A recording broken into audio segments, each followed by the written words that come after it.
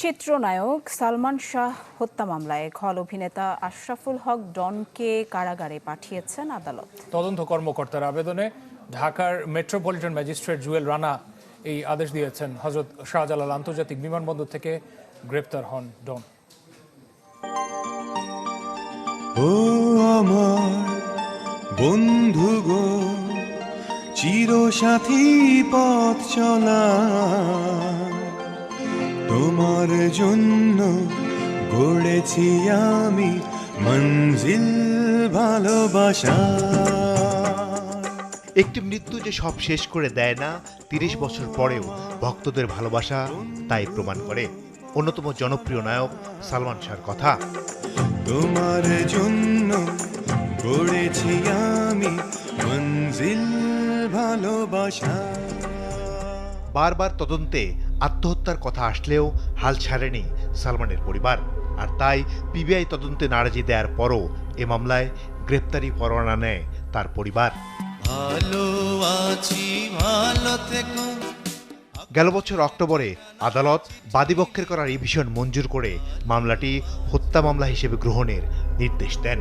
এর পরিপ্রেক্ষিতে ২১ অক্টোবর এ মামলায় সালমান শাহর সাবেক স্ত্রী সামিরা হক সহ ১১ জনকে আসামি করা হয়। আসামিদের বিরুদ্ধে দণ্ডবিধির ৩০২, ৩৩৪ ধারায় অভিযোগ আনা হয়েছে। সামিরা ছাড়া মামলার অপর আসামিরা হলেন শিল্পপতি ও সাবেক চলচ্চিত্র প্রযোজক আজিজ মোহাম্মদ ভাই, খলনায়ক ডন। রোববার বাংলা চলচ্চিত্রের জনপ্রিয় নায়ক সালমান শাহ হত্যা মামলায় খল চরিত্রের অভিনেতা ডন হককে গ্রেপ্তার করেছে পুলিশ। এরপর তাকে পাঠানো হয় কারাগারে। এ গ্রেপ্তারের পর নতুন মোড় নিল সালমান শাহ হত্যা মামলা। আজকে ডনকে গ্রেপ্তার করে বিজ্ঞ আদালতে উপস্থাপন করা হয়। তার পক্ষে কোনো আইনজীবী ছিল না এবং তার কোনো জামিনে প্রার্থনাও ছিল না। বিজ্ঞ আদালত এই তদন্তকারী কর্মকর্তার দরখাস্ত মতে এবং মামলার বিষয়বস্তু দেখে তাকে সিডব্লিউ মূলে জেল হাজতে প্রেরণ করে। তবে এই গ্রেপ্তারে সন্তুষ্টির কথা জানালো সালমান শাহর পরিবারের আইনজীবী। বললেন, এবার সামিরা গ্রেপ্তার হলে তারা খুশি হবেন। ডনকে বিমানবন্দর থেকে গ্রেপ্তার করায় তার পরিবার এবং ভক্তবৃন্দ অনেক খুশি।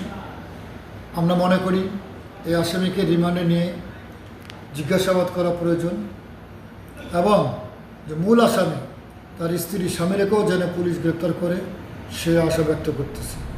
নিজ সন্তান হত্যা হয়েছে, দৃঢ় কণ্ঠে সালমানের মা বললেন তার ছেলে আত্মহত্যা করেনি। খুনিরা যাতে দেশ ছাড়তে না পারে সেজন্য পুলিশের নির্দেশনা চান তিনি। আমার ছেলে মরে গেছে, মাটিতে আমি দাফন করে রাখছি, আমি অর্ধ দাফন হয়ে আছি। আমি বোধহয় মামলাটা প্রমাণ করার জন্য আল্লাহ আমাকে রেখেছেন এখনো, আমি মনে করি, এবং আমি যেন সত্য উদ্ঘাটন করে মরতে পারি। তবে এই মামলায় বাকি আসামিদের কবে গ্রেপ্তার করে পুলিশ তাই দেখার বিষয়।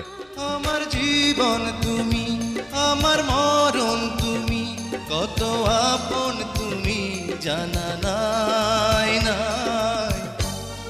মাসুদুর রহমান, চ্যানেল 24, ঢাকা। শুধু তোমাকে চাই, আর কিছু জীবনে পাইবা না।